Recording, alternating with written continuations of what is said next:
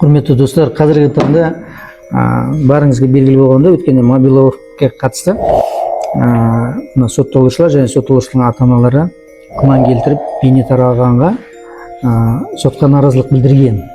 Бірақ соттың өзі жауап бергендей, бұл видео бізден шықпаған. Бүгін сотталушылар тарапынан бір емес екі рет, яғни түскі үзілісте және кешке сол мобиловке қатысты қорқыту әрекеттері орын алған.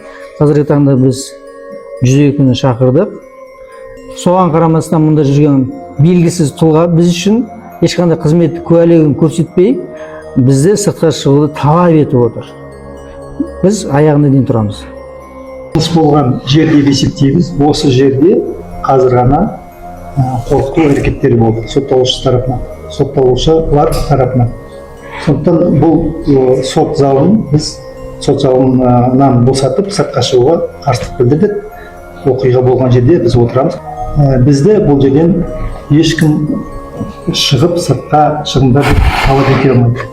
Сондықтан біз соған дейін осы жерде күтеміз.